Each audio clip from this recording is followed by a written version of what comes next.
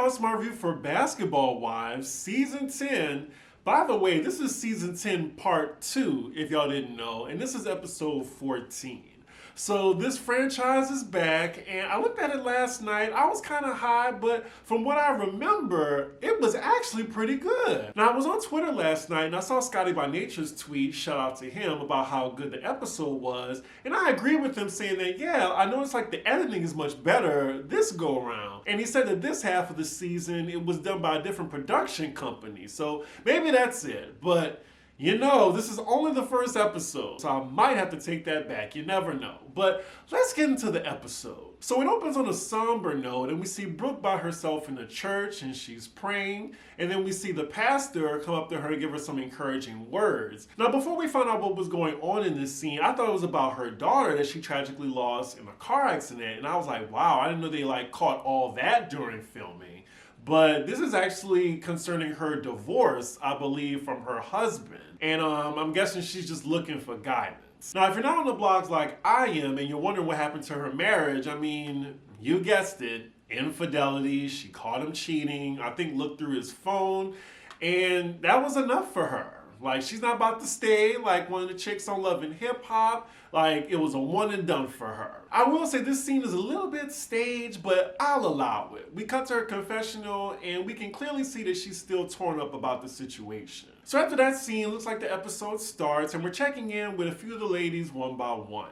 We start with Jackie, who is still living separately away from her husband as he's in San Diego doing his coaching job. We then see Duffy and her kids. I only thought she had one, but it looks like she has two kids. Next we're with Brandy, and she's working on her cookbook, and she's FaceTiming her son, who lives in Texas, I believe, because that's where Brandy actually lives. Like, she relocates to LA just to shoot Basketball Wives, like some of the other cast members, like Malaysia, and I think, what's the other girl?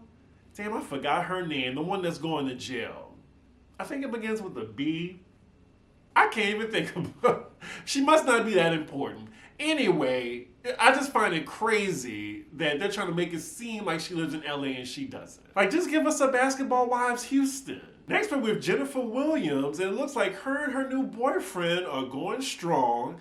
I like this for her. Like, she's had some terrible luck with men, and I'm glad this is going well for her. I also gotta say that she isn't as annoying as she was in the earlier seasons when Evelyn was like her best friend. From the conversation they're having, it looks like Jennifer's gonna be meeting his mom soon, and we cut to her confessional, and she said that she's not opposed to the idea of marriage. Next scene, we're at Jackie's residence, and Malaysia's coming over to visit. Now, if y'all recall, early in the season, I think Malaysia ain't really messing with majority of the ladies on the cast, and Jackie's the only one she's talking to. Because I think they were dropping like flies near the season finale of Part 1. So they're kikiing, and it looks like they both have the same storyline from early in the season. Like Jackie, she's missing her husband, and she's scared that they're growing apart because of his career coaching. And then you have Malaysia, who's still trying to get child support from her husband.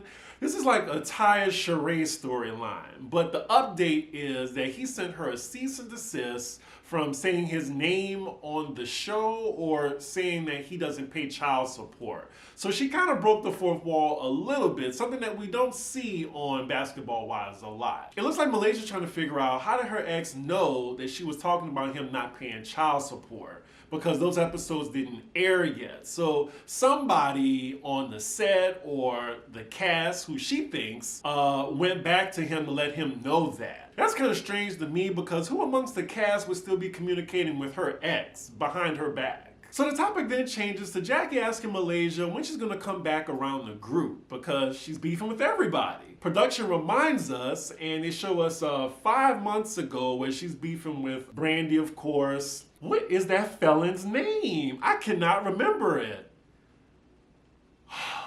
British. Oh my God. Especially the ghetto ass way it's spelled. How did I forget that? I think she's beefing with Duffy too. But yeah, Malaysia seems just very hesitant. But y'all know Messy Jackie gonna make sure Malaysia back in the group so it could cause some more conflict. So next scene, we're at Brooke's apartment. She's being visited by Brandy and British. They're all hugging like they haven't seen each other in months. That's why I'm wondering, how does this season 10 part 1 part 2 work? Like, did they just take a break in the middle of the season? wait for some months to go by and then refilm? Why wouldn't it be season 11? You know what? I don't care. If y'all know the answer, let me know in the comments. We're catching up on Brooke's life, and it seems her apartment is where she lives now in LA. She's no longer commuting from New York because she broke up with her ex-husband. And just to think she's gonna lose her daughter like a few more months later, I cannot imagine that pain. I just really hope production wrapped by that time because it would be really heartbreaking to just see her go through that. So now she's just telling the ladies how she found out her husband was cheating on her. It's just the old classic, went through his phone, saw some text messages, confronted him about it, got caught red-handed. We then see the ladies ask Brooke, so where do you go from here? And Brooke confidently tells them, I'm divorcing him. And they both look at each other and they're like, are you sure, Brooke? Are you sure? She's like, yeah. Now, I'm guessing because they let their men cheat on them time and time again. That's right, Brooke. She said, my kids are grown, and what I look like building a foundation with a ninja who can't keep his dick in his pants. Oh, Lord. Next scene, we're with DJ Duffy, and she's in the studio dropping some beats. So when we last saw Duffy, she was going back and forth with her insecure husband about her being home with the kid instead of traveling pursuing her dreams. She says recently she's figured out a way to satisfy both needs by taking local gigs, and she's working on her album while she's still able to stay home with her kid and her husband. She's then visited by British, who again says, oh, I haven't seen you in a long time. They really need to tell the cast, stop saying that. This is a 2-part season. And British sure got a lot of time on her hands, and she seemed like she don't have a care in the world, like she's not about to go to jail. Prison, actually. They cut to British confessional, and she's updating us on her court case. She has a probation officer that checks on her. She doesn't have an ankle monitor yet, and just the way she's talking about it, like she done identity theft and fraud. At least this is a victimless crime, but still, like, it's just weird her not taking any ownership. I guess since the trial hasn't come yet, she still has to put on this act about, oh, why is this happening to me? So they're talking about Brooke's situation. They're thinking about throwing a party for her just to brighten her spirits and ensure that she has support. Now they're wondering who should they not invite to this? And they're going back and forth about Malaysia. Now, British is saying that her and Malaysia have never really gotten along. If I was Malaysia, I wouldn't care what a bitch about to go to jail think about me. Period. But Duffy is saying, oh, well, maybe we should give Malaysia another chance, since we did see that 2 months ago when the finale happened, she actually reached out to Brandy and was just, congratulating her on her day or whatever they were celebrating that day. So next scene, we're with Jennifer and her man Jelani, and they're meeting both of his parents, actually, instead of just his mom. Everything's going great, and then his dad asks her, what are your intentions for my son? Now this is a refreshing role reversal, because normally we get that question from the woman's parents to whoever she's dating. Maybe his dad read up on Jennifer and know that she a gold digger. All Jennifer can do as she's being interrogated is throw back that glass of wine. So then Jelani's mom asks Jennifer, how does she feel about having kids? Have they discussed it? Jennifer don't look like the type of woman that wants kids. That is perfectly fine. I am all for women who don't want to have children. But I am curious, like, how she's going to answer this. Jennifer says she's open, and I don't know. I don't think I believe her. And it's okay. Children depreciate relationships. Yeah, I said it on Valentine's Day. That is just my opinion, y'all. Just my opinion. Do not attack me. Outside of the hard questions they're giving her, it does look like they like her. Everybody's getting along. But I do think down the line, her man is going to want to have kids. So that would probably be the only way I could see them not being together. Because that's understandably a deal breaker for some people. So next scene, we just fast forward to Brooke's party that's being thrown by Duffy. It looks like it's being held at a strip club called Cheetahs in LA. Haven't heard of it, because y'all know I haven't been to a strip club before. Everyone is invited, even Malaysia. So far, it's Duffy, British, and Jennifer there. So then Malaysia comes along with Jackie. Malaysia says she knows what it's like getting a divorce, and she just came to support Brooke. Jackie is just sitting back trying to start mess again. She know the ladies ain't fucking with Malaysia right now, and she's trying to get Jennifer first to sit on their side. And now she's trying to bring up, well, I got Malaysia here with me. Like, y'all gonna say hi? Like, Jackie, We see you. We see your messiness just as good as we see that wig that needs to be pulled down an inch or two. So now Brandy and the guest of honor Brooke arrive. Them and this slow motion of them getting out the car. Please, enough. She greets all the ladies, and basically this doesn't even look like a party. It's just like, girl, you want to have a club night? Come on, let's go to the club. You know, bottles on me. So they're talking about Brooke's situation. The ladies trying to give their best advice, but Brooke, please do not take advice from any of these women. I mean, I'm just keeping it 100. We all seen their track record with men and how they keep, letting these dog-ass ninjas back in. Don't listen to them. And here go Wacky Jackie again, fucking up the vibe. So the ladies are just giving their experiences with their divorces. Jennifer talks about her ex, and then Jackie says, well, now that you're talking about it, what was going through your mind when he threw that drink in your face? Why would you ask that? I mean, we all seen that whoosh into her face. I will say, I will never forget that scene, because when he threw that drink in her face, like just the sheer velocity and speed it went in her face, I was like, oh my God, like she was drenched afterward. So they're all asking Jackie, girl, are you serious? Ooh, but that look of disdain on Jennifer's face, the way she was looking at Jackie. So the night goes on, the ladies are having fun, they taking shots. They're at the bar and Jennifer's telling the ladies how her new relationship is going. Jackie goes up there and she's talking to Brandy saying, I'm just so proud of you, girl. She's like, for what? Just the way you hugged Malaysia, like, that's big of you. There go Jackie again, just can't mind her business because she ain't got no business of her own. I'm sorry, I probably would have had enough of Jackie's mess. I would have been like, Jackie, what's going on with you and your daughter? It looks like Jackie's trying really hard to get Brandy to go talk to Malaysia. She's giving me Giselle vibes, but Giselle is much better at being a producer than Jackie is. Like, it's just so obvious when Jackie's doing it. So Brandy goes over to Malaysia, she's talking to Duffy, she gets into the conversation. Malaysia's talking about what type of guy she wants. They ask her, does she have any prospect? She knows she's on camera, so she don't want to say anything.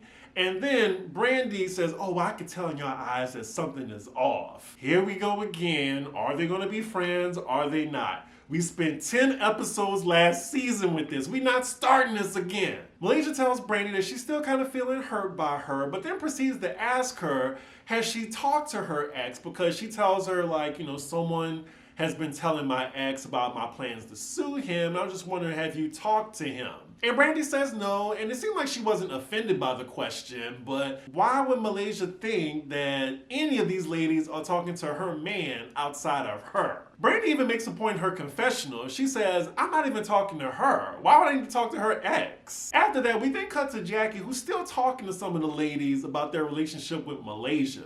She really needs to let it go. Like, Jackie is beating a dead horse right now. She's clearly trying to get a scene out of the ladies, but they're still being polite about it. So the party continues. It looks like it was a success. Nobody got into it, no fights. So next scene is the following day. We're with Brooke and she's talking on FaceTime with her ex.